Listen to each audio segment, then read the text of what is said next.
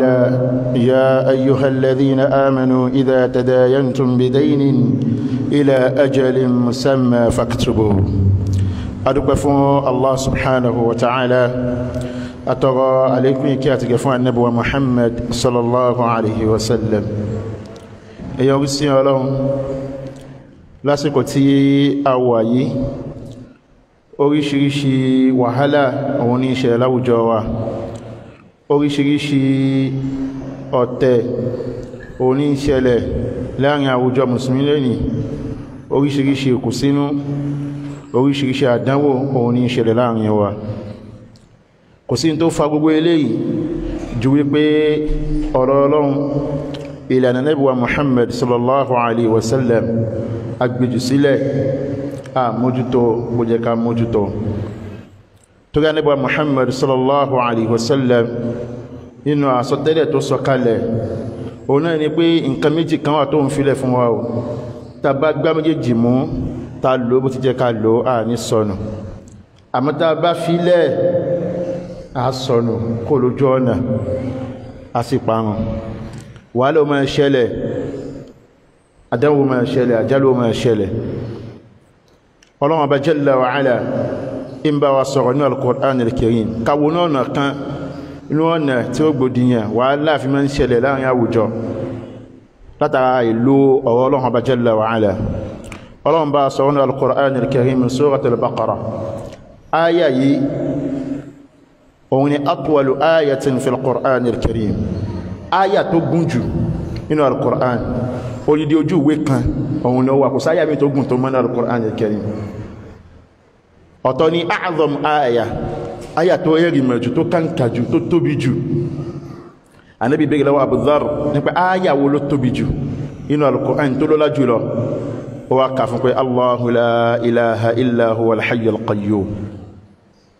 yẹni Ayatul Kursi,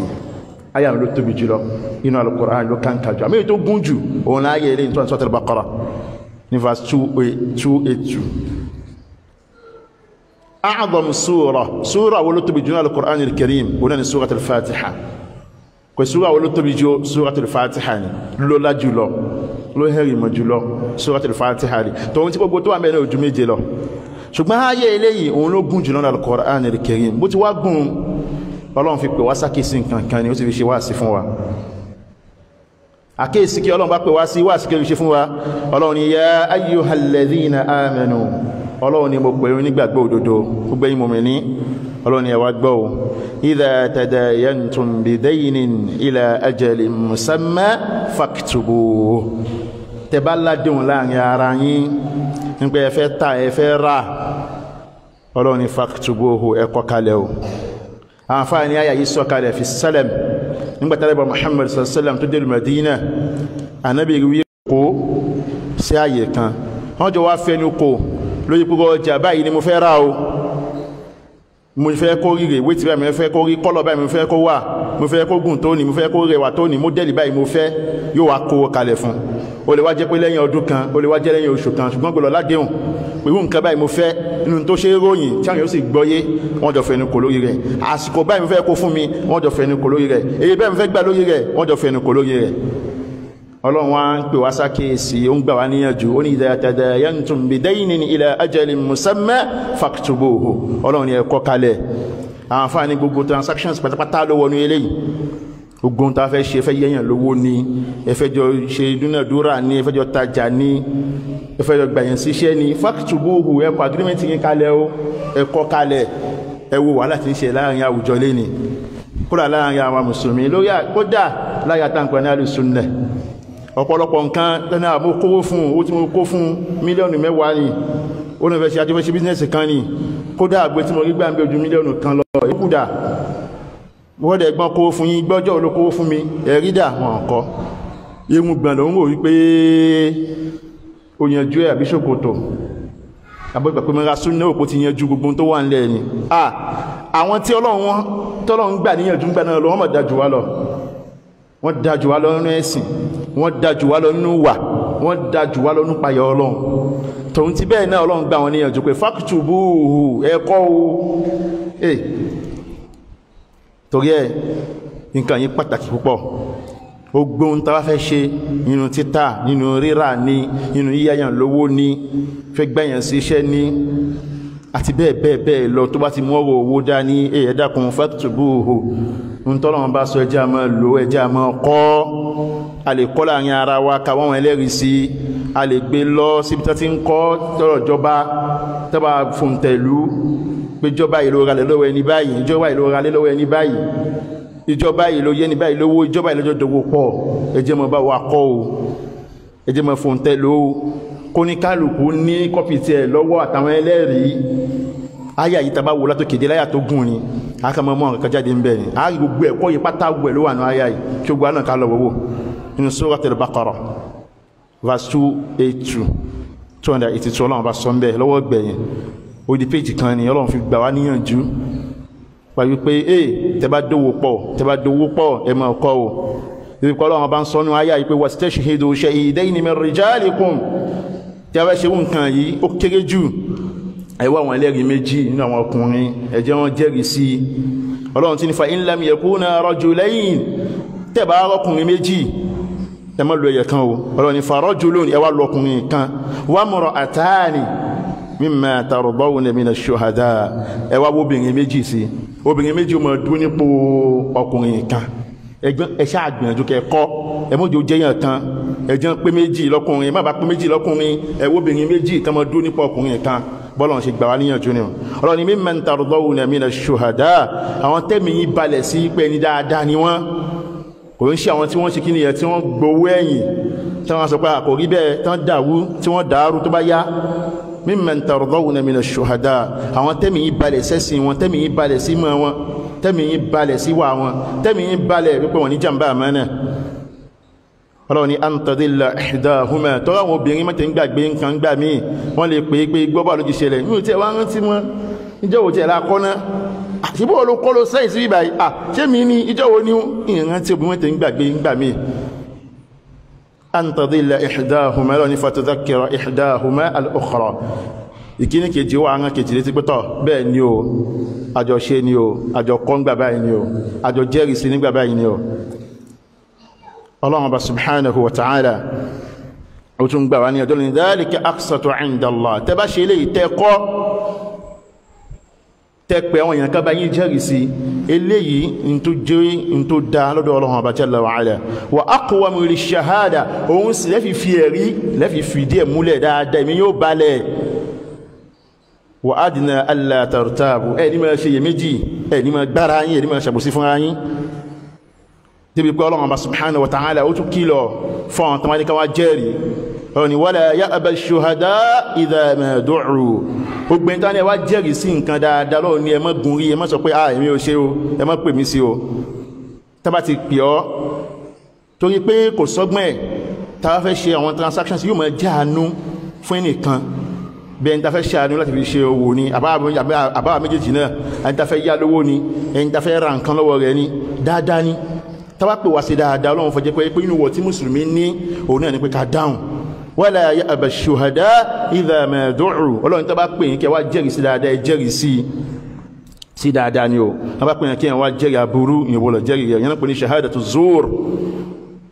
shahadatu zur gbogbo tàbá ti ń ṣe bàjẹ́ tàbí ní agreement lórí aburú má bá wọn débẹ̀ o má bá wọn débẹ̀ bá ṣe ń ṣe ọdún tí wọ́n ń ṣe ń sìn mùsùlùmí gbọ́dọ̀ bá wọn kópa ń bẹ̀ kó mùsùlùmí gbọ́dọ̀ kí wọn mo mọ́kẹ́ mùsùlùmí ṣe mọ́ wá fa kódà ká mọ́ gọ́gọ́ wọn àfá lórí rẹ̀ kàtọ́ sọ pé Sheikh Islam Ibn al-Qayyim rahimahullah wọ́n sọ pé wọn àfá kò lórí ẹ̀ ní gbọ́dọ̀ kí wọn jẹ̀mọ́ ta ní mọ́ bú bàbá rẹ̀ tẹ́ mọ́ bú òbí rẹ̀ tó mọ́ wá kí wọn pẹ́ ṣe wọn o wọ́n bú Ọlọ́run ni àtún kí wọn àbí tó sọ pé Ọlọ́run lọ́mọ kí ni gbogbo ẹ̀lá ké fún alọ́sẹ̀ tó lọ gbogbo àdíṣẹ́ gbogbo ayà alamọ́ lóríṣiríṣi kí ẹ̀mọ́ rí ẹ̀rí gan pé ó tọ́ àbí ó tọ́ o ẹnìkan bú àyíṣẹ́ wá bú àbáyàn àbáwọn kan wá bú àbáyàn bí wọ́n ń dání ní wọ́n ń ṣe pátí lórí rẹ̀ ẹ̀wọ́n kí wọ́n pẹ́ sí wọn o Ọlọ́run ó gbà o àṣeyí ṣàmọ́dún o káwá sọ pé Ọlọ́run bá jalla wa ala ilé ìbàjẹ́ tó fojú hàn ní tí ò ní dípá ń fà mọ́ra wọn lọ́wọ́ rárá bó tilẹ̀ òkú mọ́ táwọn pẹ̀ wọn ọ̀tá ìsìn sínú ìsìláàmù àwọn dáadáa míwà ta lè ṣe fún wọn láti pè wọ́n sẹ́sìn lóríṣiríṣi tá a ṣe fún wọn a fún wọn ní nǹkan lásìkò míì àbá wọn dárò àbá wọn ṣe tó bá jẹ́ nǹkan dáadáa tí wọ́n ń ṣe àti gbogbo dáadáa míì náà à ń ràn wọ́n lọ́wọ́ wọ́n gbára wá jára àdúgbò àjọmọ̀ kíra wa àjọmọ̀ fún wa ní nǹkan àgbẹ̀ dáadáa oríṣiríṣi a lè ṣe yàtọ̀ sí gbogbo tó bá jẹ́ bàjẹ́ àgbọ̀dọ̀ bá wọn kópa ń bẹ́ẹ̀ àgbọ̀dọ̀ kí wọn lórí ẹ̀ lára ìjẹ́rìí èké ni nǹkan tó bá pè wá sí dáadáa àgbọ̀dọ̀ bá wọn jẹ́rìí lórí ẹ̀ Ọlọ́run ní wala tasamu ẹ má kó ṣuṣu o láti an taktubuhu saghiran aw kabiran ila ajali ẹlòmíràn sọ pé owó díẹ̀ náà dẹ̀ wá ní owó díẹ̀ ń gbà mí lè di wàhálà o lè jẹ́ owó díẹ̀ lẹ́ni tó bá ní bùkátà sí níjọ́ kan ó lè dówó ńlá lọ́dọ̀ rẹ̀ Ọlọ́run fi ní kí wala tasamu an taktubuhu ẹ má jẹ́ ó sú yín láti kọ saghiran aw kabiran ó jẹ́ díẹ̀ ní àbó pọ̀ ila ajalihi ẹ kọ́ dásìkò pẹ́ àsìkò báyìí ní bísínẹ́sì yóò parí owó tí mo yẹ báyìí ní Ọlọ́run ẹ kọ́ wàláhì owó díẹ̀ ń ba mẹ̀lẹ́bí jẹ́ o ń dá àrin ọmọ ìyá àti ọmọ ìyágó o ń dá àrin àwùjọ wú o ṣùgbọ́n ó lè kéré mi lára pẹ̀lú tó owó díẹ̀ náà ni ṣùgbọ́n ohun tó ń ṣe yìí ń bà mí nínú jẹ́ bó ṣe ń pawó yìí ń bí mi nínú ó sì lè fa wàhálà ó lè fogun tí ò ní tán láíláí Ọlọ́run ti pè wá sákèsì débi pé Ọlọ́run ọba subhanahu wa ta'ala ó tún wá ṣe kìlọ̀ fún gbọ́n tó bá jẹ́rìí pé tó bá pè yín pé ṣé lóòótọ́ ni ní ìgbà tẹ́ ti jẹ́rìí tán Ọlọ́run ni ẹ dáhùn ẹ má fi kún ẹ má yọ kú ń bẹ́ẹ̀ ẹlẹ́mí burú pé bẹ́ẹ̀ ni èlú náà ni owó náà ń jọ́nà lọ́hùn bí á gbogbo tán ṣe láàrin ara wọn bí á 20 million ni ó lè ní èlú náà wá ní 2 million ni mo gbá ọkùnrin 20 million 2 million ni ẹ̀rẹ́ mọ̀ dàrú mọ́ alójú 2 ni wọ́n ṣì 0 kọ síbẹ̀ ni ó sì mọ̀ pé 20 ni ẹ̀ pẹ́ láàrin 2 million àti 20 0 kan náà ló wà ń bẹ̀ yóò sì jẹ́ yóò sì dàrú yóò dàrú Ọlọ́run ni ẹmẹ́ ṣe bẹ́ Ọlọ́run ni wala yudarra katibun wala shahid ẹni tó kọ nǹkan ẹni tó jẹ́rìí Ọlọ́run ni ẹmẹ́ ṣàbòsí o Ọlọ́run ni wa in taf'alu fa innahu fusuqun bikum tẹ bá ṣe lè wà pò kí ilẹ̀ wù wattaqullah Ọlọ́run ni ẹ páyà Ọlọ́run ẹ bẹ̀rù Ọlọ́run wa yu'allimukumullah tẹ bá páyà Ọlọ́run ṣẹ̀ṣẹ̀ páyà mọ̀ fún yín láfà mọ́ sọ pé nínú ilẹ̀ hàmù tó jiná pé tí a fẹ́ wá mímọ̀ fẹ́ wá mímọ̀ fẹ́ kí mọ̀mọ̀ yí ọ sí dáadáa wọ́n tọ́ra àlékún ìmọ̀ a ní olórin tó yẹ kó ní ẹni at-taqwa ìpáyà Ọlọ́run bí a bá ti ní ìpáyà Ọlọ́run wallahi ogun nǹkan ní mọ̀ sí fún èèyàn wattaqullah wa yu'allimukumullah Ọlọ́run wá ní wallahu bi kulli shay'in alim ogun tẹ́ kọ kalẹ̀ àtẹni tó jẹ́rìí Ọlọ́run bá ní mọ̀ ń pẹ́ o kódà bẹ́ẹ̀ ṣàbòsí ìtàyà ìparí sínú àyà tó gùn ní mójú fọ́n kankan bẹ́ kúrúnkálukú náà padà sílé ìkálọ́wó ààrí ẹ̀kọ́ tó pọ̀ ààrí kọnu àyà yìí torí ẹ̀ Ọlọ́run bá jalla wa ala ó tún bá sọ ní Suratul Nisa gbogbo tí ò ní máa fa wàhálà tí ò ní jẹ́ kó gbòdìyàn máa ṣẹlẹ̀ láàrin wa ìkùnsínú ọ̀tẹ̀ tí ò ní jọ máa ṣẹlẹ̀ Ọlọ́run kó wá sákèsí ẹ̀ Ọlọ́run sọ ní sura yìí Ọlọ́run ni ya ayyuhalladhina amanu Ọlọ́run ni mo pè yín mùmínì òdodo la ta'kulu amwalakum bainakum bil batil Ọlọ́run ni ẹ má jowó yín láàrin ara yín pẹ̀lú ọ̀nà bàjẹ́ ẹ má jowó olówó ẹ má gbéṣẹ́ lé dúkìá oní dúkìá ẹ má ta tẹ́tẹ́ mọ́ tẹ́tẹ́ ti gbà àwùjọ wa kan lé ní bàbá Ìjẹ̀bú ń bẹ bàbá Ègùn ń bẹ bàbá Kwara ń bẹ oríṣiríṣi bàbá ló ti wà àmọ́ náà ti jáde oríṣiríṣi orúkọ là ń sọ tẹ́tẹ́ kí náà ń pè ní tẹ́tẹ́ jẹ mọ́ gbogbo táà méjì ó kó pa ń bẹ́ẹ̀ táàjọ dáwó síbẹ̀ tẹ́nìkan wà wá kó lọ tí mo máa dùn ẹnìkan pé àṣìjọpọ̀ gbogbo ọ̀nà kódà mí ó gbé musaba kọ̀ kalẹ̀ wọ́n ti fi tẹ́tẹ́ gbé wọ́n ti fi tẹ́tẹ́ wọ́n ti fi tẹ́tẹ́ sí gbogbo yẹn wá dáwó àwọn akó fún ọ̀kan káwọn kan máa kó lọ ọgbọ́n náà nìyàn àwọn tó organize program wọn kó díẹ̀ ń bẹ́ẹ̀ pàtàkì wọ́n pè bí a skúl bí a lè kéwú bí a ọgbọ̀n lè kéwú ni wọ́n pè àbágbóhùn lè kéwú ni wọ́n pè ní wọ́n gbé kálùkù 10,000 naira kalẹ̀ owó kìíní kan o registration wọ́n yà parọ́ rẹ̀ fi gbé tẹbà kó gbó kalẹ̀ tọ́kọ̀ fáwọn kan ní ẹ má jẹ́ oyin lọ́nà bàjẹ́ la ta'kulu amwalakum bainakum bil batil ọlọ́run ẹ má jẹ́ oyin lọ́nà tí ó dá àwọn èèyàn ń fi ọ̀nà tí ó dájọ́ owó inú táàtú wá mọ̀ tẹ́lẹ̀ tó pọ́n àwùjọ wà yìí ló wà òun ni kan tún máa fi ẹ̀sìn kama fi ẹ̀sìn jẹ́wọ́ àwọn èèyàn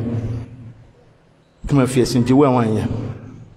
kí láfà bá dé bí káfà ń ṣogun owó fáwọn èèyàn ogun arizikí ogun ìṣọ́ ogun tẹ́ máa ń ṣe ní ẹ̀ńtẹ́ ìṣe ogun ilẹ̀ mọ́ o kí láfa wà débẹ̀ jẹ̀mọ́ ẹ wà gbé lọ́wọ́ àwọn èèyàn owó àdúrà kan á tẹ̀bá yín mú lọ́dọ̀ ọlọ́run àwọn àbáwá kan ló tẹ̀bá yín mú àdúrà yìí tẹ̀ mú àwọn súnmọ́ lọ́run gan bọ́lọ́run ṣe mítìnì ní nǹkan méjì lẹ̀ ń bàjẹ́ lára àwọn èèyàn wallahi nǹkan méjì lẹ̀ ń jí lára àwọn èèyàn yàtọ̀ sí pé ń jí owó wọn yẹn kéré ẹ̀ ń jí ẹ̀sìn àwọn èèyàn ẹ̀ ń jí àkídà wọn yìí ló wá burú jù yìí ló burú jù lọ wallahi àdánwò ńlá ni la ta'kulu amwalakum baynakum bil batil ogbó tó bá ń jẹ owó lọ́nà bàjẹ́ òun fẹ̀sìn jẹ́ ni òun fàyè tó gbọ́ ọ̀nà hey ẹ̀ntẹ́ ń kówó òlú jẹ ẹ̀yàn lórí wa ẹmọ́ kó jẹ lọ ẹ bá ń bẹ̀ allocation tó bá wá sí local government àbí state government àwọn yìí sọ́wọ́ pín tí wọ́n èyí tó bá kù ẹ̀ṣọ́ náà wá tán láti ọdún mélòó àtìbọ́ ọ̀nà yìí ẹ list sínú bọ́jẹ̀tì pé bọ́jẹ̀tì 20 kìíní kan 20 bọ́jẹ̀tì mélòó ọ̀nà mélòó náà wá ní how many kilometers náà ní tẹ́wàá parí látọdún kẹrin ló ń sìn kò jù pé ń jẹ owó lọ́nà bàjẹ́ náà lọ ní la ta'kulu amwalakum baynakum bil batil ẹ máa jẹ owó lọ́nà bàjẹ́ ọlọ́ni illa an takuna tijaratan an taradin minkum ọlọ́ni wala taqtulu anfusakum ọlọ́ni bá débẹ̀ ẹ̀wọ̀n tọ́lọ́n fi wíra wọn ọlọ́ni wala taqtulu anfusakum ẹ máa para yín ẹni tí bá ń jẹ owó yẹn náà bàjẹ́ bí ẹni tí ń pààyàn náà ni nígbà táwọn ìjọba wa ń jẹ owó wa ń sìn máa ń pa wá ni ẹ̀kọ́ ò dáa àwọn èèyàn dìdàkudà sáwùjọ ilé ìwòsàn ò dáa àwọn èèyàn ń kú ọ̀nà ò dáa ẹni tí máa ń jẹun ìrìnlẹ̀ bàjẹ́ àìmọye mílò ti gẹ́mi mí bí ó yẹ́yìn kan lówó ni ó tó ẹkùn náà ló kàn ṣe ojúlówó ojú ṣàánú náà yá pé ẹni ẹ̀bí ṣe bísínẹ́sì wọ́n ti bá ti ẹ̀jẹ̀ mọ́ bẹ́ẹ̀ mílò la fẹ́ ká kúrò láàrin àwọn onímùgbọ̀n là ń sọ yìí wàláhì mílò ẹjọ́ ti déwájú wọn mílò la fẹ́ ká ní ẹjọ́ oríṣiríṣi tó ti ṣẹlẹ̀ ẹlùmí ò ti lọ lùjẹ́ àpapọ̀ lọ́wọ́ ọlọ́pàá ó fún ọlọ́pàá díẹ̀ ń bẹ́ pé gbogbo ẹfẹ́ jákèsí wẹ́kẹ́ bá ń dárú fẹ́ kó yẹnjú mọ́ a máa dàmú yí ẹlọ kọ́tù lé ní ẹlọ́tọ̀lá ẹlọ́tọ̀tún lẹ́lọ́jọ́ mẹ́rin bá ti wáyé oṣù yí ẹ mọ́ kó lọ́wọ́ sànú yí ẹ ti gbówó mi tó fẹ́ gbẹ̀mí mi tẹ́gbà náà tó wala hawla wala quwwata illa billah ọlọ́ni inna Allaha kana bikum rahima ọlọ́run ọba bá láàánú ni ọlọ́ni wa man yaf'al dhalika 'udwanan wa dhulman gbogbo ẹni tó bá wọ́n ń ṣe léyìí tí ń jẹ owó àwọn èèyàn náà tí ó tọ́ tí ń pa àwọn èèyàn náà tí ó tọ́ ọlọ́ni fasawfa nuslihi naran ha padà jó wọn níná bọjọ́ al-qiyamah wa kana dhalika 'ala Allahi yasira kọ́lọ́run fi àjẹ wọn tó rọrùn fọ́lọ́run ọba ni èyí ò lẹ́gbẹ̀ẹ́ kan ọlọ́run sọ́nà sọ́tà Furqan ọlọ́ni wa man yadhlim minkum gbogbo ẹni tó bá ṣàbò sínú yín ọlọ́ni nudhiquhu 'adhaban kabira ìyà tó tóbi wọn láfi jẹ wọn torí ẹ ọ̀rọ̀ pa ń jẹ olóńdọ̀ bàjẹ́ ọ̀nà tó lé ní ọkùnrin kálukú ṣàkíyèsí rẹ o gbogbo owó tó ní kálukú náà ti gbà lọ́wọ́ èèyàn lọ́nà pa mọ́ ń jẹ owó bàjẹ́ ìntànàfẹ́ bá ṣiṣẹ́ ta gbowó lọ́wọ́ ẹ̀ tàbá ṣe ìntànàfẹ́ rà kọ́ lára fún àwọn gba owó lélé ní ẹmìnà pẹ́pẹ́ kọ́ àwọn màtíríà báyìí lábáyín rà wọn sí ní báyín rà ìwọ ọkọ̀ báyìí lábáyín rà wọn ní báyín rà irú ìkọ̀ báyìí láfẹ́ báyín rà sí ní báyín ṣe ẹlòmí iná gbéṣẹ́ fáwọn èèyàn kò ní sanwó fún wọn àwọn ìṣẹ́ ma wá sún káàkiri ma wá ké káàkiri àwọn èèyàn jẹ́wó ńlẹ̀ yìí wọ́n tún jẹ́wó pension àwọn èèyàn la hawla wala owó àgún àwọn èèyàn tí àwọn èèyàn fi ṣe wàhálà àwọn àbáyé ma wá tó sínú oòrùn ní òjò wọ́n ma dààmú àbàbú ń bàbá tó fẹ́ gbẹ̀tọ́ wọn ma dààmú wọn ìgbòrí ẹbẹ̀ mi ò ṣubú sẹ́lẹ̀ mi ò dákú síbẹ̀ ẹlòmí ò rí àìsàn yẹn ní kúlé lórí àwọn èèyàn bẹ̀rù Ọlọ́run wàláhì àwọn èèyàn bẹ̀rù Ọlọ́run ara owó àwọn èèyàn wà wà láwọn èèyàn ìkẹsì wọ́n sí ń kó billions bọ́ọ̀lú ṣe mọ́ ń rọ èèyàn lóhun náà ala yadhunnu ulaika annahum mab'uthun li yawmin 'azim ẹ̀rọ pẹ́ ẹkùn jọ kan ni ẹ̀rọ pẹ́ ẹkù ni tó kó èyí nìkan tó jù ìsúnú kó tó ń tó gbọ́ lágún tẹ jẹ́ láyé ní owó ẹ máa lọ ṣèṣirò wàhálà bọ́ọ̀lù ní fẹ́ ṣèṣirò billions ẹ dákun jẹmọ́ ìwájú Ọlọ́run ìjọ òní ó parí ẹ̀ owó olówó tani tó ṣàforíjì nǹkan yẹn fún yàn òun yá fi tani ó yá fi yàn lórí kíni ọ̀ràn kọ́lọ̀n kó dáhùn kó ṣàánú wa kó ń kálukú náà wo bí tó bá kù sí ọ̀nà tó ti gbà jẹ́ haramu tó ti jẹ́wọ́ olówó ń bì kan kálukú náà wo bẹ́ẹ̀ owó jẹ̀mọ́ owó mọ́ṣáláṣí ẹ̀lẹ́mí ń kó jẹ́ owó mọ́ṣáláṣí jẹ̀mọ́ akápò mọ́ṣáláṣí tún kó mọ́ṣáláṣí jẹ́ owó jẹmọ́ owó organization owó project ẹlẹ́mí kó jẹ́ pé ẹṣẹ́ nǹkan báyìí fáwọn yóò ti kó mi kí tán yóò níbẹ̀ wọ Ọlọ́run báyìí. ẹ dákun jẹmọ́ ẹjá ṣàkíyèsí ara wa o yà ṣàkíyèsí ara wa nínú ọ̀nà tẹ́yàn tún gbàjẹ́wọ́ àwọn èèyàn onílọ̀rọ̀ gbèsè ẹlẹ́mí yẹlẹ́mí lówó ìyà lówó ń pẹ́tọ́ mú yá yẹ fi ṣe nǹkan báyìí ẹlẹ́mí oṣù kan lẹ́bẹ̀rẹ̀ mí ẹkún ní oṣù lébẹ̀ pẹ̀lú ogun Ọlọ́run wàláhì mọ́ rí tí ó kan kóṣù ìtò kánlẹ̀ wàláhì ń ta padà fún yín àìmọye orí pẹ́lú mí ní ohun ìyáhàn lówó wọn tó ń bá ní ohun fún yà mọ́ pé ohun yáhàn lówó yẹn tó wọ́n fẹ́ jẹ́ káwọn ọmọ bá wọn bọ́dá sí jà mọ́ òun ti yá wọn lówó ti ṣó ohun ìyá wọn mọ́ tó yẹ pé tóun bá yá wọn tán bá da padà ojú tóun fi mọ́ wò wọn wàhálà tí ó ṣẹlẹ̀ yóò mọ̀ pọ̀ ẹ̀wọ̀n déwájú kò fẹ́ yáwó bá déwájú yáwó lówó tó fẹ́ yáyàn wọ́n ti yá wọ́n ti fẹ́ jẹ gbogbo àpò ẹ̀kanlẹ̀ ẹni tó yáyàn lówó dáadáa ló ṣe fún yàn ẹni tó yáyàn lówó ọlá ló ní lórí èèyàn ọ̀rọ̀ ìsọ̀nà kan pé hal jazaa'ul ihsani illa al-ihsan dáadáa ló yẹ kí yàn fi san padà fún kò ń ṣe ẹlẹ́mí yáyàn lẹ́wà bí owó lọ́wọ́ rání wàhálà yẹn wá pọ̀ jù olówó gbó ẹ̀yin ní kẹlẹ̀ṣẹ̀ yáyàn lówó láyé yìí ni ọ̀rọ̀ tó fẹ́ kọ́níjọ́ tó fẹ́ lọ ya bó ṣe ń kì ní ọ̀nà ọ̀rọ̀ ìgbà kí bá oúnjẹ tó fẹ́ lọ ya lọ́wọ́ tó bèèrè lọ́wọ́ àtẹ̀ sí kí gbogbo àwọn kan yẹ dákùn jẹ́mọ́ ẹja àwòye sí dáadáa Abu Hurairah radiyallahu ta'ala anhu wọ́n gbà dísì kan wá wọ́n ní arákùnrin kan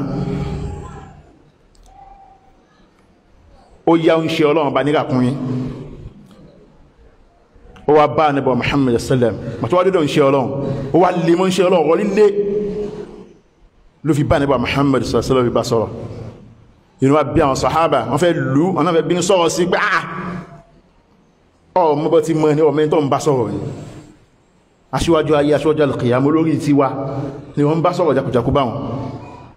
anábà Muhammad sallallahu alaihi wasallam sọ pé da'uhu ẹfilẹ̀ fa inna li sahibil haqqi maqala ọ̀rọ̀ dùn lẹ́nu rẹ̀ ìmí mo yá nǹkan lọ́wọ́ ìmí mo sán fún ọ̀rọ̀ dùn lẹ́nu rẹ̀ dẹ́dẹ́ ló ṣe wàkọ́ọ̀lẹ̀ àtú ànábì wa nítọ̀ ràkúnmí tó yá mi ẹlẹ́bà ń dá padà fún ẹlẹ́bà ń fún ànábì náà sọ̀rọ̀ kò gbọ́n òdìdí kan lọ fún padà fàtọ́làbù sínà àwọn wọ́n dèdè ọdún yẹn dára sọ pé ràkúnmí ọdún kan àbọ́dún méjì àbọ́dún mẹ́ta àbọ́dún márùn àwọn àwà títí wọn wá rí àfèyí tó ju ràkúnmí yẹn lọ ni wọ́n rí ànábì wa ní ẹlọ́wáyún náà fún ẹ fún bàtà wá fún tán inú ọkùnrin yẹn wá dúwá ní àwòfẹ́ ìta ni wafallahu bik ìwà nábì pé àdéhùn tó ṣe Ọlọ́run bó pè dáadáa fún wọn náà Ànábì wa ní inna khiyarakum ahsanukum qada'a Ànábì yẹn tó dájú inú yín òun ni tó pàtó bá yá nǹkan lọ́wọ́ yẹn yóò san dáadáa àsìkò tó dá yóò san yóò fi ìdùnnú san pẹ̀lẹ́pẹ̀lẹ́ yóò fi san kó lè tún lè san dájú báwọn lọ bí yẹn bá yẹn ní 1000 naira yẹn lè fi 2000 dá padà fún alhamdulillah ìgbà tí wọ́n wá yá lọ́wọ́ yẹn lówó gbẹ́ni sì mo ti lówó dá padà fún bẹ́ẹ̀ kò ń ṣe kẹ ládéhùn rẹ̀ o tẹ́bá ládéhùn rẹ̀ rí bá nìyí o pé bá bẹ́ yá 1000 sí 2000 lọ́fi san o tó bá sí nílé oṣù kọ̀ọ̀kan 500 ní mọ̀ gún rí rẹ̀ o ìyẹn ló ń pè rí bá kò sáànú ń bẹ̀ o àmọ́ ó kọ̀ yóò tí yàn fẹ́ san ó kọ̀ wùyàn fúnra yàn pé níjọ́ tí ìpọ́njú bá mi Ọlọ́run fi yín ṣàánú mi pẹ̀lú ògo Ọlọ́run inú ọ̀rọ̀ anú gbàlẹ́ ni èyí lẹ́yà mi jẹ́ òní na 1000 pẹ̀lú ògo Ọlọ́run 10 million níbi san fún yín tó kọ́ Ọlọ́run ti ṣe fàtìkùn kò sí tó burú mbẹ̀ lára pé wà yẹn dá ni o tó pẹ́ nìyẹn gbà tó yáyàn dáadáa ló ṣe fún yẹn òun ni Ànábì Muhammad sáàmù náà ṣe ohun tó jọ́ kan yẹn ló yà Ànábì kó dáadé dín nǹkan yẹn padà fún Ànábì wá dé tó dájú bẹ́ẹ̀ lọ ó dá padà fún sallallahu alaihi wasallam Ànábì jẹ́ kó yá pé matlul ghaniyyi zulm ẹni tó yíwọ́ tó bá jẹ gbèsè tó sì ní tó fi jẹpa tó wá dá padà alábòsí ni ọ ẹwọ́ tó sì sọ pé wa man yazlim minkum nudhiquhu adhaban aliman wọ́n tó bá ṣàbòsí ìyà tó lágbára láfi jẹ wọn torí ẹ̀ ó wà ní hadithun ṣe Ọlọ́run sallallahu alaihi wasallam tàbí man kanat indahu madhlamatun li akhihi gbogbo ẹni tó bá lẹ́tọ̀ọ́ kan àbòsí kan sọmọ ìyá rẹ̀ ó jábòsí owó ni ó jábòsí iṣẹ́ ni ó jábòsí ọ̀rọ̀ tó ti sọ sí ni Ànábì ní mẹ́ra irdihi ibi ìjọmọlúàbí rẹ̀ ni personality rẹ̀ ni aw malihi àbí dúkìá rẹ̀ owó rẹ̀ ni Ànábì ní falyatahallalhu al-yawm Ànábì ẹta yíyanjú ẹ̀ ẹlọ yanjú ẹ̀ kíákíá láàrin ara yín o Ànábì ní qabla an yu'khadha hina la yakunu dinarun wala dirham owó tí wọ́n ná ń gbà náà lọ́rùn bá a ṣe ná dọ́là tánà pàǹsì tánà náírà lẹ́ni dínárù àti dirhamu ni wọ́n ná góòlù àti fàdákà ni wọ́n ná nígbà náà lọ́hùn. Ànábì ní ọjọ́ tí ò ní sí méjèèjì mọ́ tẹ́lọ yanjú ẹ̀.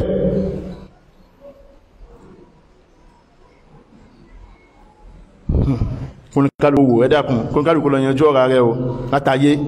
gbogbo ẹni tó ti ṣàbòsí fún ẹnu la fi ṣe ni owó la fi ṣe ni ipò la fi ṣe ni ẹjẹ́ tẹ̀tẹ̀ kálọ̀ tayé yanjú. Ànábì ní ẹjọ́ yanjú ẹ̀ fúnra yín. Àbòsí pọ̀ lé ní púpọ̀ kódà láàrin ọkọ àti ìyàwó ẹ lọ yanjú ẹ̀, láàrin wa àtàwọn ọmọ yín ẹ lọ yanjú ẹ̀. Gbogbo àdéhùn ta ṣe fún ìyàwó pa ṣe gbogbo ẹ̀tọ́ tẹ́ ìyàwó ní lórí ìwà ẹja lọ ṣe tí ìyàwó ní ọkọ já lọ ṣe. Ìta ní lórí àwọn àfáà wa, ìta ní lórí àwọn ọ̀rẹ́ wa, láwọn orí àwọn òbí wa. Gbogbo ẹ̀ pátá ẹja lọ yanjú ẹ̀ o, ẹja lọ yanjú ẹ̀. Àwọn ọlọ́pàá gbogbo àbòsí tẹ́ ṣe fún wa ẹ lọ yanjú ẹ̀ o. Ẹ̀yin ìjọba gbogbo àbòsí tẹ́ ṣe fún wa ẹ lọ yanjú ẹ̀ o. Ẹ̀yin NEPA gbogbo tẹ́ ṣe fún wa ẹ lọ yanjú ẹ̀ o. Ẹ̀yin kọ́sítọ́ọ̀mù ẹ lọ yanjú ẹ̀ o. Ẹ̀yin àfáà láàrin ara yín ẹ lọ yanjú ẹ̀ o. Ẹ̀yin brothers ẹ lọ yanjú ẹ̀ o. Ẹ̀yin ọkùnrin ẹ lọ yanjú ẹ̀, ẹ̀yin obìnrin ẹ lọ yanjú ẹ̀. Ànábì ní ẹjẹ́ yanjú ara wa láyé ká tó jáde kìyàmọ́ o. Lábẹ́ pé àyanjú ẹ̀sà ń ṣe dáwà oríṣiríṣi nǹkan lámọ̀ tí sọ síra wà, oríṣiríṣi ọ̀rọ̀, oríṣiríṣi tó jẹ́ ká sọ tó jẹ́ ká fi pera tí fi ń pera wa, oríṣiríṣi àṣírí ara wa láti tú síta, oríṣiríṣi yẹ̀yẹ́, oríṣiríṣi àbùkù láti fi kanra wa. Ànábì ní ẹ̀tàyé yanjú ẹ̀, ẹ̀rọ yanjú ẹ̀ látàyé. Ànábì kò tó dijọ́ náà, Ànábì ní in kana lahu amalun salihun ukhidha minhu, ẹni tó bá ń jẹ́dá tí ó bá ṣe láyé wọ́n gbànú dáadáa yẹn biqadri madlamatihi ní èdè àbòsí tó ṣe. Wa in lam yakun lahu ukhidha min sayyi'ati sahibihi, tí ó bá wá sí dáadáa lẹ̀ mọ́ tó pé tó bá ti ń ṣàbúrú lọ́pọ̀lọpọ̀ tí ń ṣàbòsí dáadáa yóò kéré náà tó pé ṣùgbọ́n ọjọ́ orí náà ni àsìkò tàbí láyé náà là ń lò. Nígbà tí wọ́n fi gbogbo àsìkò ẹ̀ṣàbúrú ẹlẹ́kùn àsìkò ló fi ṣe dáadáa. Ànábì ní tó bá wá sí dáadáa lẹ̀ mọ́ tó wá ṣàbúrú fún yẹn tó ṣàbòsí fún wọn máa wá kó nínú aburú rẹ̀ wọ́n máa kó léyàn lórí. Nígbà tí ó sì dáadáa lẹ̀ mọ́ ẹ̀dàkùn níbo lọ̀rọ̀ yóò padà wá já sí. Dáadáa ti tán wọ́n tún wá ń kó aburú lórí aburú sí yẹn.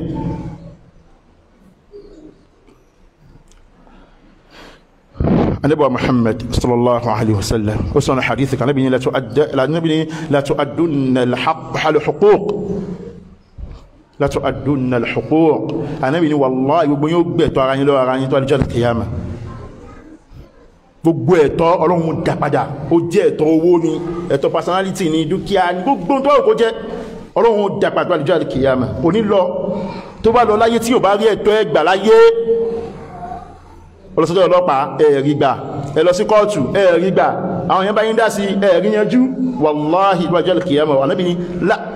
àti nun tawkid al-mushaddada méjì Ànábì Muhammad sallallahu fi sí, wallahi oníkàlùkù gbẹ̀tọ̀ rẹ̀ tó àdíjọ́ al-qiyamah. Ànábì ní débi wípé aṣáàtul jamma, Allahu akbar. Ànábì ní ewúrẹ́ àgbò tí ò níwo tẹ́yì tó níwo wá kàn tó wípé tó wá níwo ohun tó ń bó ṣe kàn tí ò níwo ló ní agbára jù yíò lọ. Ànábì ní wallahi wọ́n gbẹ̀tọ̀ ara fún ọjọ́ kìyàmà. Láàfáà sọ pé ọjọ́ kìyàmà kò ń ṣàwé èèyàn nìkan Ọlọ́run bó gbé dìde lóòótọ́ àwọn alẹ́kára wà lè jẹ́nà àtàwọn àlejẹ̀nú alásìláwọ̀ náà, ṣùgbọ́n àwọn ẹranko yẹn Ọlọ́run gbé àwọn náà dìde tó ọjọ́ kìyàmà. Àwọn náà ṣe ṣírò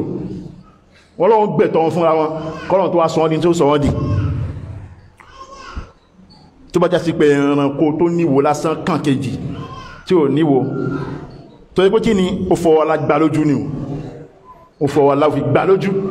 pèmí jù ọ lọ. Gbogbo ẹ tí ń fi ipò ọlá tó fi ń gbáyàn tó wà lójú àkíyàmá wallahi yóò dá padà. Ọ̀rọ̀ yìí yóò lágbára púpọ̀ kó ní kálukú mọ́ owó rẹ̀ gbogbo àbòsí tí yẹn bá ti ṣe pátá ó ti tó. Má jẹ́ káwọn èèyàn bú ọ pé ṣebí tó ń ṣe látẹ́tẹ́ ibi tó ń sọ tẹ́tẹ́ ni wá sọmọ́ ìsọ́kẹ́yìn sọmọ́ ìṣòro mi ló ń bà mí lógun jọ alkiyama. Ogun tí mo ti wú tẹ́lẹ̀ yìí wí mọ́ tí ò bá ti dáa, ogun tí mo sọ tẹ́lẹ̀ ogun tí mo ń ṣe yìí ṣe mọ́ mo fílẹ̀. Ṣé orúkọ olùfẹ́lùsì ni kó máa lọ, ipò ní kó máa lọ. Ọjọ́ kan bọ̀ tí ò ní sówó mọ́, tí ò ní sípò mọ́, tí ò ní sí èèyàn mọ́, tí ò ní sí fọ́lọ́wàsì mọ́, tí ó kú ọ nìkan pẹ̀lú iṣẹ́ rẹ̀. Báwo ló ṣe fẹ́ yanjú ẹ̀? Báwo ló ṣe fẹ́ yanjú ẹ̀? Ẹranko lè ṣe Ọlọ́run gbẹ̀tọ̀ wọn fúnra wọn káwá sọ páwọn èèyàn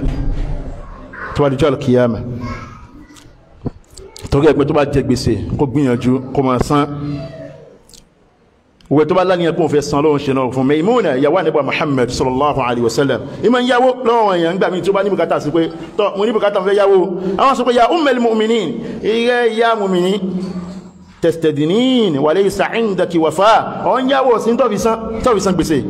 ó ní inni sami'tu rasulallahi sallallahu alaihi wasallam mo gbọ́ tó ń ṣe Ọlọ́run sọ wípé man akhadha daynan gbogbo tó bá jẹ gbèsè tó gba gbèsè lọ́wọ́ èèyàn wa huwa yuridu an yu'addiya tó sì láníyàn pé òun fẹ́ san òun fẹ́ dá padà gbogbo tó bá kò ti ya ó ya lọ́wọ́ èèyàn ni ó ya lọ́wọ́ organization ni lórí group kan ló ti ya ni tó ní ó fẹ́ san padà ó ní a'anahu Allahu azza wa jalla Ọlọ́run ràn lọ́wọ́ gbogbo àwọn tí wọ́n rí tí wọ́n san wọn àníyàn mi ní ò fẹ́ san tẹ́lẹ̀ náà mi ní ò fi irin san ní ohun tó bá láníyàn kò fẹ́ san wallahi Ọlọ́run ṣe ní ọrùn fún láti san inú hadithi mi tí Abu Hurairah radiyallahu ta'ala tó gbà wá ó ní ó ń ṣe Ọlọ́run sallallahu alayhi wa sallam wọ́n sọ pé man akhadha amwala an-nas ẹni tó bá gbówó lọ́wọ́ èèyàn yuridu ada'aha tó sì fẹ́ dápadà táníyàn rẹ̀ dápadà addallahu anhu Ọlọ́run bó ṣe dápadà ẹni rọrùn fún wa man akhadhaha yuridu itlafaha àmẹ́ni tó bá gbówó àwọn èèyàn tó fẹ́ máa jẹ́mẹ́lẹ̀ ni kò fẹ́ máa dápadà atlafahu Allah Ọlọ́run bá ti ẹ̀ náà jẹ Ọlọ́run jẹun náà mẹ́lẹ̀ hadithi yìí hadithi ńlá ni ó wà ní Sahih Bukhari inú àwọn ẹ̀kọ́ tó wà ní hadithi yìí wọ́n kó gbọ́ ọ̀nà tí a máa gbàgbọ́ wúlọ́ àwọn èèyàn yá ní èèyàn fi ṣe bísínẹ́sì ní wọ́n kó síyàn lọ́dọ̀ ní gbogbo ẹ̀ pátá kí èèyàn gbìyànjú láti dá padà o tó yẹ pé tó bá dá padà tó bá di níjọ́ al-qiyamah èèyàn ó dá padà o. Al-Imam Ibn Hajar rahimahullah wọ́n ní kódà kí èèyàn máa lówó lọ́wọ́ tó bá láníyàn pé òun fẹ́ dá padà Ọlọ́run máa ń tàtàrà ẹ̀ sílẹ̀kùn àrísìkí fi yàn báà Ọlọ́run jẹ gbèsè yìí bà mí nínú jẹ́ mo sì fẹ́ kíkó bá mi lórí gbèsè mi fẹ́ san wallahi Ọlọ́run ṣe ní ọmọ fún yàn bí idhnillah inú ẹ̀kọ́ ta fẹ́ kọ́ mi eléyìí nìyẹn inú ẹ̀kọ́ mi òun ni pé tá níyàn bá dá lórí iṣẹ́ tí yàn bá ń ṣe Ọlọ́run máa ń ṣiṣẹ́ yẹn ní ọmọ fún yàn tó pọ́ Ọlọ́run sọ pé Ànábì sọ pé ẹni tó bá fẹ́ san Ọlọ́run bá san ẹni tó bá náà wò ní san Ọlọ́run ní ṣe ọmọ fún láti san inú ẹ̀kọ́ mi tàtù kàn bí báyìí tàtù kọ́ nínú hadith yìí òun náà ni pé ìdẹ́rùbà tó ní agbára ló wà ní hadith yìí torí pé n tó yáwó lọ́wọ́ àwọn èèyàn tó dá padà ó ń ṣe àgbàǹgbà síwájú Ọlọ́run ní pé kí Ọlọ́run fẹ́ ṣe fún mi ìtumọ̀ rẹ̀ ni Ọlọ́run náà fi wá bínú pé tọ́ ìwọ fẹ́ bá nǹkan àwọn èèyàn jẹ́ á sì bá tirẹ̀ náà jẹ́ inú ẹ̀kọ́ tó wà ní hadith yẹn nìyẹn inú ẹ̀kọ́ tó wà ní hadith yìí tí Imam Ibn Hajar rahimahullah tí wọ́n tọ́ka sí wọ́n ní pé àpẹẹrẹ pé ànábì ń jẹ́ ànábì òun ní hadithi sallallahu alayhi wa sallam àpẹẹrẹ pé ànábì òdodo ni wà ní hadithi wọ́n ń pè pé gbogbo ọ̀pọ̀lọpọ̀ wọn tó wá jẹ gbèsè tí wọ́n kì í fẹ́ dá padà àbí tí wọ́n ń jẹ tó àwọn èèyàn gbẹ̀yìn wọn kì í dá ìgbẹ́ àti bọ̀tán wọn láti bọ̀tán dáadáa wallahi wọn láti bọ̀tán dáadáa ànábì ti sọ̀kalẹ̀ pọ̀lọ́wọ́n bá ti ẹ̀jẹ̀ bẹ́ẹ̀ tí ni tí ẹ ó bàjẹ́ tòótọ́ kò ní dá torí ogun tó wá jẹ gbèsè àbọ́kó bísínẹ̀sì ẹ lọ́wọ́ àbọ́kó kókó bá wọn ṣiṣẹ́ kan ẹ bá wọn ṣe o ẹdẹ wọn padà o ẹdẹ tọ́lẹ́tọ̀ padà o kó tó dìjọ́ tí yóò lè fún yàn láti dá padà kọ́lọ́n bá subhanahu wa ta'ala kó dá kó mọ́ jẹ́ kó lè fún aláyé àti níjọ́ al-qiyamah torí ó pàtàkì púpọ̀ gan nínú hadith yìí akẹ́kọ̀ọ́ pé Islam pè wá sí ìwà tó dáa Ànábì ní bu'ithtu li utammima makarimal akhlaq ń tán ní kí wá ṣe iná ní kí wá pí àwọn ìwà tó dá ní tó fi gbé mi dìde lánàbí ni ìsáàmù pé wà ní tó yá wa lówó inú tó dánú wà náà kí yàn dá padà mọ́ tún gbé lọ sí ilé ẹjọ́ mọ́ bà lórúkọ jẹ́ ó ṣàánú ẹ̀ kí ló ń bà lórúkọ jẹ́ fún ó ṣàánú ẹ̀ ní kí ló ń gbé lọ sí ọlọ́pàá fún ó ṣàánú ẹ̀ ní kí ló ń gbé lọ sí kóòtù fún ó ṣàánú ẹ̀ kí ó tọ́ ń bú ìgò pọ̀ tọrọ bá tó yá ọ òun wo pé àánú wọn mùsùlùmọ̀ yá wọn ó sì yẹ tán ló di jẹgbẹ̀ ló di wàhálà nínú hadith Abdullahi ibn Amr ibn al-As radiyallahu ta'ala anhu táàfì mọ̀ pé tó yẹ ti pọ́ kó lọ láyé wàláhì ọ ní lọ wájú Ọlọ́run o láti inú sàárè ìyà yóò ti bẹ̀rẹ̀ ẹjẹ́ ń kébì hadith méjì mẹ́ta fún wa táàfì mọ̀ pé tọ́ ọ̀rọ̀ kíyàn jẹ gbèsè kó fi lọ bọ́lọ̀ kó ń ṣe kan tó rọrùn Ànábì Muhammad ní àti sí hadith wa Sahih Muslim Ànábì ní yaghfirullahu lish-shahid kulla dhanbin ẹni tó bá kú sójú ogun ẹ̀sìn gbogbo ẹ̀ṣẹ̀ tó bá ṣe pátá Ọlọ́run bó ṣàforíjì rẹ̀ fún ó tóbi ní ó kéré ní Ọlọ́run ṣàforíjì rẹ̀ fún illa ad-dayn àfi gbèsè nìkan ni ò ní bọ́ ńbẹ̀ gbèsè kò ní bọ́ ńbẹ̀ kóníkálùkù náà mọ̀ wò pẹ́tọ̀ nígbà tí yẹn bá kú sójú náà Ọlọ́run tí ò bá tán gbèsè níwájú Ọlọ́run tọ́pá ẹ̀ sójú náà Ọlọ́run tí ò tán tọ́lọ̀ wá ṣàfúrú gbèsè tí yẹn ṣe bó ti pọ̀ tó bó ti tóbi tó ó wá ní àfi gbèsè nìkan tó ipé ẹ̀tọ́ ẹlẹ́tọ́ ni inú riwaya mi ó ní al-qatlu fi sabilillah kápá ẹ̀ sójú náà Ọlọ́run yukaffiru kulla shay gbogbo ẹ̀ṣẹ̀ pátá ni yóò parẹ́ gbogbo nǹkan ni yóò parẹ́ illa ad-dayn àfi gbèsè nìkan yóò ní mórí bọ́m̀bẹ̀ gbogbo àdísì yìí náà tó kó dẹ́rù bà wá bí i àbá jẹ́ ní tí mọ́ ní wà ìbẹ̀rẹ̀ Ọlọ́run wà lára rẹ̀ wallahi ó tó gbogbo tó bá jẹ gbèsè lé ní ìtìmọ́ abẹ́ ọ̀ṣẹ́ jápadà ó bá lò tẹ́lọ bẹ́ẹ̀ tó yẹ ọpẹ́jọ ẹ̀dákun gbèsè báyìí bísínẹ́sì báyìí owó iṣẹ́ báyìí ń fẹ́ jápadà ẹjọ́ ìwúlẹ̀ yá fi fún mi ń bẹ̀ àbíbọ̀lẹ̀ fẹ́ kí ṣe mọ́ sán hadith Abi Qatada radiyallahu ta'ala anhu wọ́n jẹ́ kan níbà Muhammad sallam ó dìde wọ́n bá wọn sọ̀rọ̀ ẹka wà hadith tó gbá ká onísàdìsì yìí ó ní ànábì dìde jọ kan ànábì wọ́n bá wọn sọ̀rọ̀ ó ń ṣe wá sí fáwọn fadhakara anna al-jihad fi sabilillah ànábì wọ́n ní kí a jagun sójú ọ̀nà Ọlọ́run wal iman billah kí a nígbàgbọ́ sí Ọlọ́run afdalul a'mal òun iṣẹ́ tó fi lọ́lá jùlọ ní iṣẹ́ tí ẹ̀dá ń ṣe faqama rajulun arákùnrin kan wá dìde wọ́n ya Rasulallah ìgbọ́n ṣe ọ̀rọ̀ ara'ayta in qutiltu fi sabilillah ṣe tẹ́ bá pàmí sójú ọ̀nà Ọlọ́run mo ṣe wáyé tí mo tẹ̀rọ jihad tí mo sì kú sójú ọ̀nà Ọlọ́run atukaffiru anni khataayaya àwọn ẹ̀ṣẹ̀ mi tó pọ̀ tó tóbi yẹn ṣọ́lọ́wọ́ bó ṣàforíjì rẹ̀ ṣe yóò pa ogun rẹ̀ Ànábì ní na'am bẹ́ẹ̀ ni in qutilta fi sabilillahi wa anta sabirun tó bá kú sójú ọ̀nà Ọlọ́run lẹ́yìn tó kọ́ sùúrù muhtasibun lẹ́yìn tó ń wẹ́ ìsàn lọ́dọ̀ Ọlọ́run muqbilun ghayru mudbirin tó dojúkọ ogun kò yípo sá lójú ogun o láwọn apá ó dojúkọ àwọn tẹ́sìn thumma qala Rasulallah Ànábì tó wá sọ pé kayfa qult kí ló sọ lẹ́ẹ̀kan yẹn náà Ànábì bí lọ́wọ́ rẹ̀ òun náà wá dá padà fún Ànábì pé ohun tí mo ń bèèrè ń ṣe Ọlọ́run pé ṣé ti bá kú sójú ogun ojú ọ̀nà ẹ̀sìn ṣé ó pa ogun ẹ̀ṣẹ̀ mi rẹ́ bó ti tóbi bó ti pọ̀ tó Ànábì ní bẹ́ẹ̀ ni yóò parẹ́ Ànábì ní illa ad-dayn àfi gbèsè nìkan má gbàgbé kò nípa yín rẹ̀ o Ànábì ní fa inna Jibril alayhi salam qala li dhalik Jibril ló wá bá mi ló sọ fún mi pé tọ́ bó ń ṣe gbé ẹ̀ṣẹ̀ ní ó parẹ́ o gbèsè ò sínú rẹ̀ o Ọlọ́run ránṣẹ́ sáà níbi ẹsẹ̀kẹsẹ̀ ní pé gbèsè ò sínú ẹ̀ sallallahu alayhi wa sallam hey kó ní kálùkù mọ̀ wẹ́bọ́ dìsí tóbi tó ó ṣe ẹ̀rìmọ̀ tó Jibril sọ̀kalẹ̀ nítorí ẹ pé gbèsè ò sínú ẹ̀ ẹ̀yọ kò sí tó fẹ́ gbé gbàwájú Ọlọ́run gbẹ̀tọ̀ ẹlẹ́tọ̀ fún hadithi mi ń bẹ kìtù kanyọ náà Muhammad bin Abdullah bin Jahsh ila sahabi annabi ni ó ní kunna julusan inda rasulillahi sallallahu alaihi wasallam ó ní jọ́nà àjòkó síwájú ń ṣe Ọlọ́run ni wọ́n ta wá jòkó farafa'a ra'sahu ila as-samaa Ànábì wá gbórí sókè báyìí tí nǹkan má ti ṣe tó bá jẹ́ kan tó tóbi ìyípadà ó bá ṣe sí Ànábì Muhammad sallallahu alaihi wasallam Ànábì wá gbójú sókè wo sánmà nígbàtí Ànábì wá wo sánmà thumma wada'a rahatahu ala jabhatihi Ànábì wá gbé ọwọ́ síwájú orí ẹ̀ báyìí tí ọwọ́ bá lágbára tó fún yàn inú súnnà náà ni kí yàn gbé ọwọ́ síwájú orí báyìí bí Muhammad sáàmì ṣe máa ń ṣe Ànábì gbé ọwọ́ sí báyìí thumma qala subhanallah Ànábì tó wá ní subhanallah mímọ́ fún Ọlọ́run ẹwà dúró tánàbí Muhammad sáàmì ṣe àwọn kò wo sánmà báyìí ẹ̀kejì kí ló ṣe ó fọwọ́ kan wájú ẹ̀ báyìí ẹ̀kẹta kí ló ṣe ó ní subhanallah ma nazala min at-tashdid Ànábì ní ohun tí wọ́n sọ kalẹ̀ lé ní ó lágbára ó léwu ń tẹ́fì ránṣẹ́ sí mi lé ní ó lágbára gan kò ń ṣọ̀rọ̀ kékeré o fasakatna àwọn dákẹ́ wa fazi'na ẹ̀rù bá wọn pé kí ló ṣẹlẹ̀ tánàbí fi mọ̀ wo sánmà tó fi gbọ́wọ́ lórí tó fi kó mọ̀ ṣe subhanallah kí ó lágbára tó báyìí Ọlọ́run ṣàánú wa Ànábì náà tó wá fi kàn nípa pé ń tó sọ̀kalẹ̀ yìí tó mọ̀ lé ní kò ń ṣe tó rọrùn o nígbà tó wá dìjọ́ kejì wọ́n bèèrè lọ́wọ́ Ànábì Muhammad sàkó ya Rasulullah ìwọ́n ṣe Ọlọ́run ma hadha at-tashdidu alladhi nazal kí lọ́rọ̀ tó lé tó ṣẹlẹ̀ lánàá tó sọ̀kalẹ̀ láti sánmà tó fi ránṣẹ́ sí wa Ànábì Muhammad Ànábì ní walladhi nafsi biyadi Ànábì ní mo fi ẹ̀mí Ànábì ń bẹ lọ́wọ́ rẹ̀ mo fi búra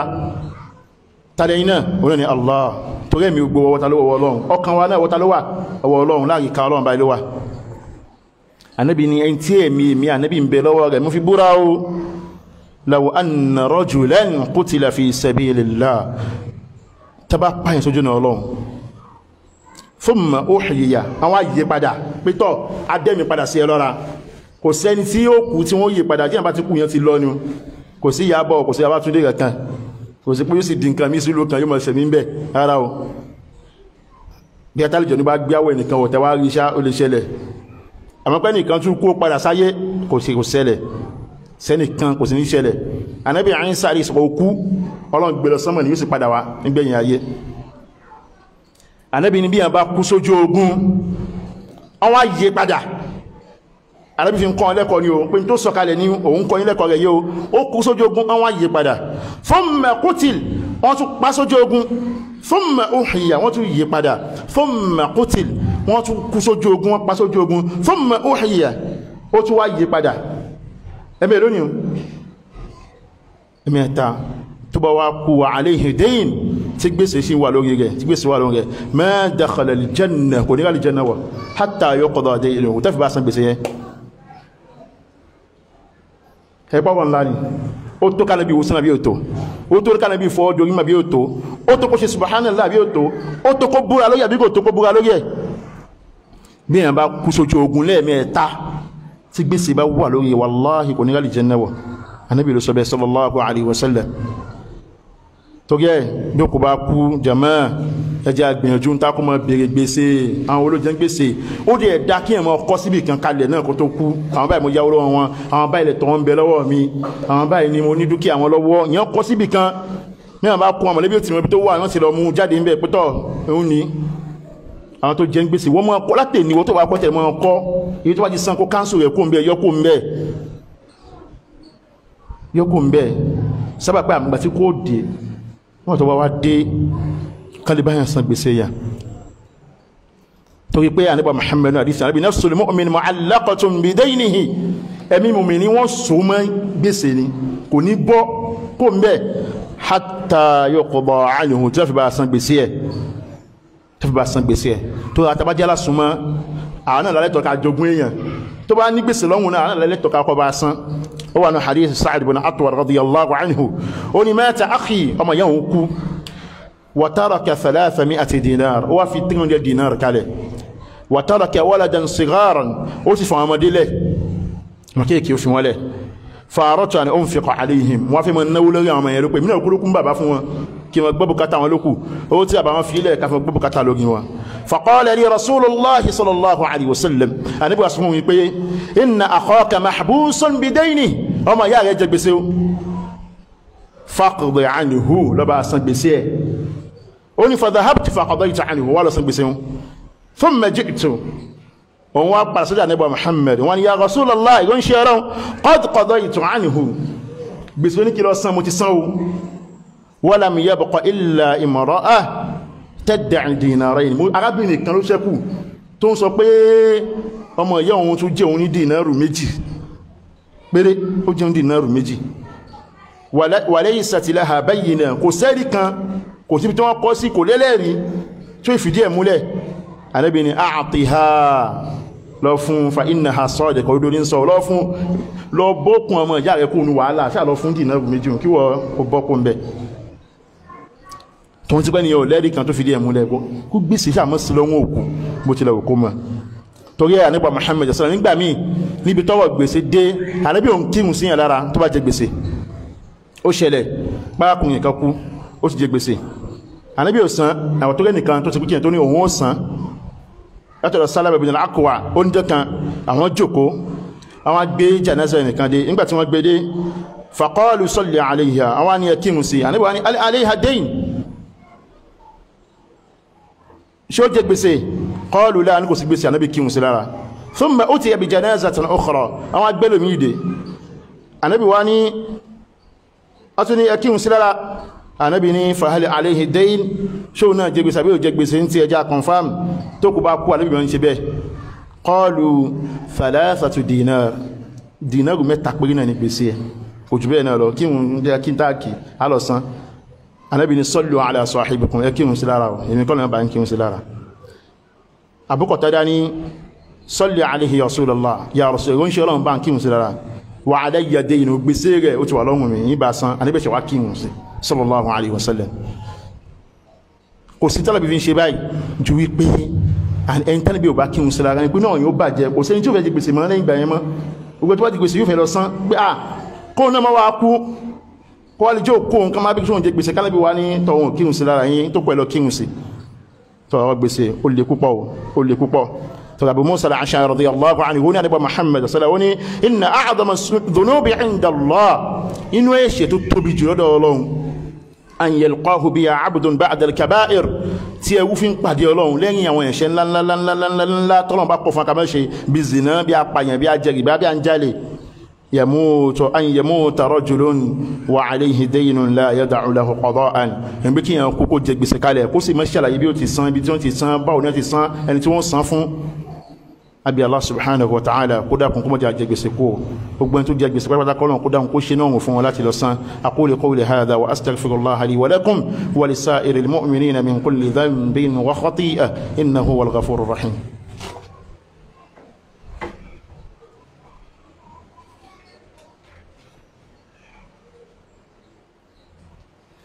الحمد لله رب العالمين والصلاة والسلام على أشرف المرسلين وعلى آله وصحبه أجمعين أدوكفون الله سبحانه وتعالى أتغى لكم كاتقفون نبوة محمد صلى الله عليه وسلم نبوة محمد جوكا إنبا صابير صغى نبوة ما تعدون المفلس فيكم تلنتي تيتي بجنوني تلنتي منوني تلنتي تا kò dáa fún nínú ìwáyà mi Ànábì ní atadruna mal muflis ṣe mẹ́ni tí ẹ ti ta àwọn sàhábà níbọ̀ Muhammad sáwọn adalọ́n pé ma la dirham lahu wala mata' ẹni tí ó lówó lọ́wọ́ tí ó ní dúkìá tí ó nílé òun ní tí ẹ ti ta Ànábì wá sọ pé kò ń ṣe báyìí o lakinna al-muflisa yawm al-qiyamah ẹni tí ẹ ti ta níjọ́ al-qiyamah nínú ìwáyà mi lakinna al-muflisa min ummati Ànábì ní ẹni tí ẹ ti ta nínú jẹ́mi Ànábì wa Muhammad sallallahu alaihi wasallam Ànábì ní ohun tó pẹ́ níjọ́ al-qiyamah yóò kó ìrun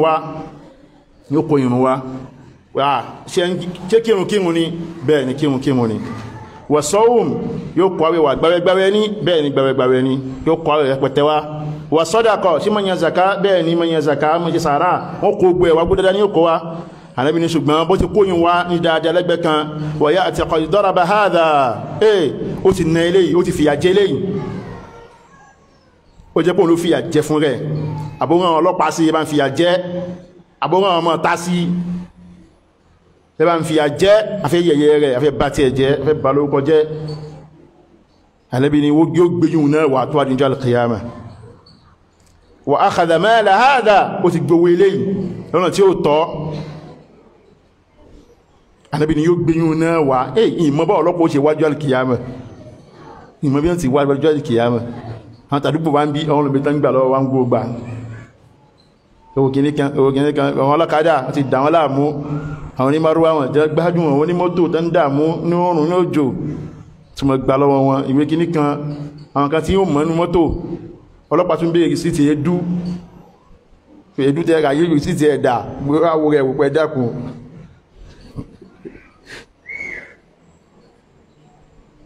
so ẹwù nǹkan ó ti gbọ́ wílé náà tí ó tọ́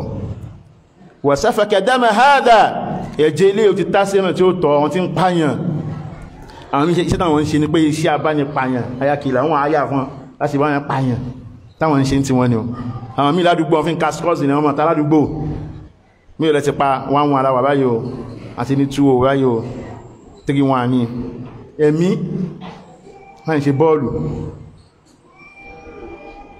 wa qadhafa hadha ó ti bú eléyìí àwọn alùsùnà yẹn máa ń ṣe zìnà gan ẹ dákun tánà bá ṣe ìyàwó tánà gbà ní tánà wa qadhafa hadha mọ́ sọpọ̀ yẹn ń ṣe zìnà ma bá yẹn lórúkọ jẹ́ áwọ̀dẹ̀ tó wọn àfáàun bó ti ń lọ ìsìnà bá yẹ̀ jẹ́ ọkọ̀dà fàhádà àbáwọn obìnrin wọ́n kàn borí ní o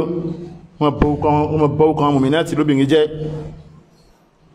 ọlọ́run ní tó bá kó gbogbo ẹ̀wà gbogbo tó wá ṣe ń dáadáa irun wọ́n máa kó fún àwọn èèyàn àwọn tó bú àwọn tó parọ́ mọ́ àwọn tó fìyà jẹ wọ́n máa kó dáadáa wọ́n máa kó fún wọn wọ́n máa kó fún wọn wọ́n máa kó fún wọn gbogbo ohun tó ló kí àwẹ̀ tó ló gbà zaka tó ló yàn ohun dáadáa tó ló ṣe wọ́n máa kó fáwọn èèyàn ní ìbájọ́ kìyàmẹ́ sí àdá ẹbá wá tán lẹ̀ àwọn tó gbóró wọn bí wọ́n pọ̀ àwọn tó fìyà jẹ bí wọ́n pọ̀ àwọn tó bú àwọn tó sọ̀rọ̀ sí àwọn tó ṣépè fún bí wọ́n pọ̀ wọ́n máa wá kó dáadáa wọn wọ́n máa kó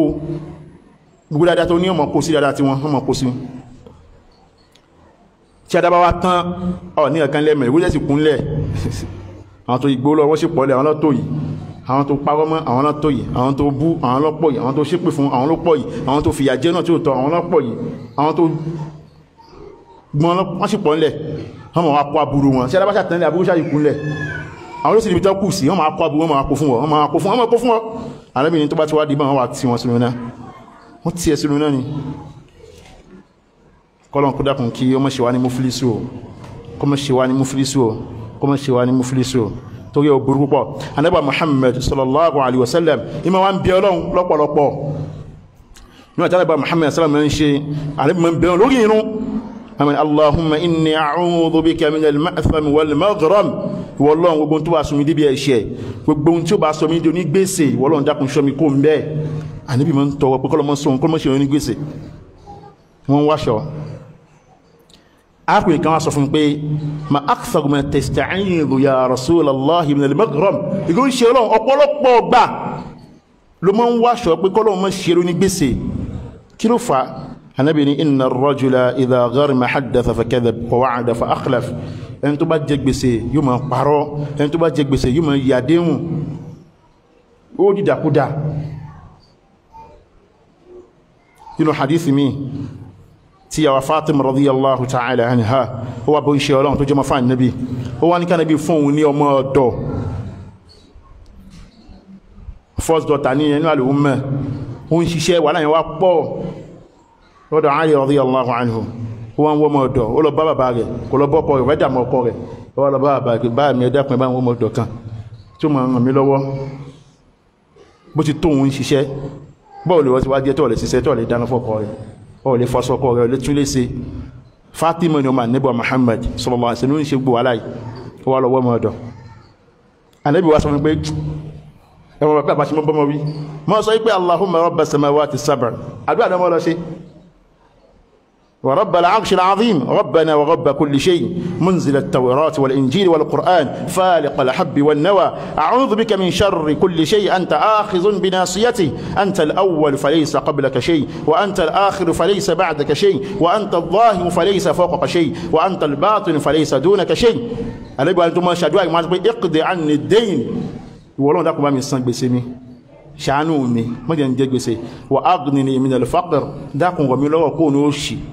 musulmi ń tọrọ òṣì yẹn wọ́n wáṣọ kó ní òṣì mi nínú àfikàtà mọ́ ṣe láàrọ̀ Allahumma inni a'udhu bika min al-kufr wal faqr wọ́n dákùn ṣọ́ mi kó ní kí n yá gẹ̀fẹ̀ rí àbí kí n tó sí ọmọ wáṣọ kan Ànábì mọ́ ń tọrọ bẹ́ẹ̀ àdúrà Ànábì fún Ànábì òwúlẹ̀ dá lórí tó béèrè lọ́wọ́ Ànábì Muhammad Ànábì fún láàdúrà mọ́ lọ́ṣàdúrà kọ́lọ̀ kó ṣàánú rẹ̀ wọ́n ní jọ́kan arákùnrin kan wà bá Ali radiyallahu ta'ala anhu arákùnrin yìí mọ̀kátìbù ní tán pé mọ̀kátìbù ní pé èyí ó dọ ẹrú ni yóò wà ládéhùn pẹ̀lú olówó rẹ̀ pé tọ́ ń fẹ́ rárá mi eye báyìí ní san yìí máa san fún ìdí ẹjẹ́ gbogbo alákìbá iṣẹ́ tẹ́tí bá ti ṣe yìí máa san tí bá ti wá san bá ti san pé ẹ tú okùn ẹkú kò lọ́rùn mi ẹ bọ́ mi kò nù ẹwú ẹ fi mí lẹ̀ ẹ̀yàn dáa mi arákùnrin wà lọ bá Ali oníyẹ amiral mu'minin èrò olórí àwọn mu'minin inni ajaztu an makatabati fa'inni ẹran mi lọ́wọ́ in lówó lọ́wọ́ mọ́ wà láì pọ̀ gbogbo wà láti mọ́ ṣe èrí gbèsè tó wà lọ́rùn mi rí sán Ali wá sí pé ala u'allimuka kalimatin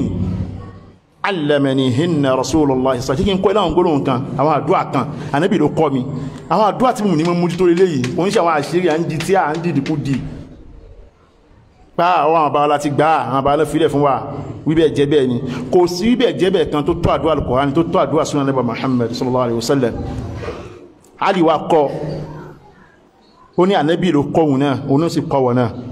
ó ní law kana alayka mithlu jabal sirin dananir pẹ́lgbèsè owó tó jẹ́ ó tókè ó tó àpáta addahu Allahu anki tó bá ń ṣàdúrà yọ lọ́wọ́ bọ̀ san kí àdúrà náà ó ní Allahumma kfini bi halalik an haramik Allahumma kfini bi halalik an haramik wa aghnini bi fadlika amma siwak ìwọ Ọlọ́run dákun ohun tó jẹ́ àláàlì ni mo fẹ́ ìfẹ́ haram fẹ́ jaramu ma ìwọ Ọlọ́run ọba ọlọ́lá ni ẹ́ pẹ̀lú ọlọ́ra ìgọ̀mí lọ́rọ̀ kúrò dáwọn èèyàn ma ṣàdúrà yìí mímú ní bá ń ṣe pẹ̀lú ògbó Ọlọ́run bá san gbèsè rẹ̀ ló sì bá gbọ́ bùkátà rẹ̀ Asma bint Umays radiyallahu anhu ó ní Ànábì Muhammad sallallahu alaihi wasallam ala u'allimuka kalimatin taqulihinna 'inda al-karb tí kò bá wà tí fukun wà tí wàhálà wà ó ní Ànábì kóhun ládùúgbà kóhun máa sọ ó ní máa sọ pé Allah Allah Rabbi la ushriku bihi shay'an kí a mọ̀ sọ bẹ́ẹ̀ lásán Allah Allah Rabbi la ushriku bihi shay'an tí lè kó bá díwá báyàn kí a mọ̀ sọ wallahi bí idhnillah kó jẹ́ máa sọ pẹ̀lú àníyàn tó dá pẹ̀lú ikhlas Ọlọ́run bó kóyàn kó náà dáwọn ọ̀pọ̀lọpọ̀ àwọn àfáà náà lò tọ́sí ní orí bẹ́ẹ̀ tí ka bá lé tí wà lábá ṣẹlẹ̀ tàdánwò bá ṣẹlẹ̀ kí a mọ̀ sọ bẹ́ẹ̀ nínú hadithi mi tí Abdullahi ibn Abbas radiyallahu ta'ala anhu gbà wá ó ní ó ń ṣe Ọlọ́run tàdánwò bá ṣẹlẹ̀ tí lè kó bá ṣẹlẹ̀ Ànábì máa ń sọ̀rọ̀ kalima ní la ilaha illallah الحليم العظيم لا إله إلا الله رب العرش العظيم لا إله إلا الله رب السماوات والأرض ورب العرش الكريم حديث البخاري والمسلم كما صح بما دعاء باتبو هنا كان نجم تقدم له بقالوا بيلون مما imi wa aba ni Hisnul Muslim citadel taman lo aba nbe gbàdúrà yi wa nbe ká má ṣe pẹ̀lú ògo Ọlọ́run Ọlọ́run gbà gbé tó bá jẹ gbèsè pẹ̀lú ògo Ọlọ́run Ọlọ́run bá san gbé tó bá ní ká tó fẹ́ gbọ́ Ọlọ́run bá gbọ́ abi Allah subhanahu wa ta'ala kódà ko shanu wa kó bá gbọ́ bùkátà wa kódà ko wa lọ́wọ́ Allahumma inna na'udhu bika min al-kufri wal faqr wa na'udhu bika min 'adhab al-qabr la ilaha illa ant rabbana atina fid dunya hasana wa fil akhirati hasana wa qina 'adhab an-nar Allahumma taqabbal minna innaka antas sami'ul 'alim wa tub 'alayna innaka antat tawwabur rahim Allahumma atina fid dunya hasana wa fil akhirati hasana wa qina 'adhab an-nar wa sallallahu wa sallama ala nabiyyina Muhammadin wa ala alihi wa sahbihi ajma'in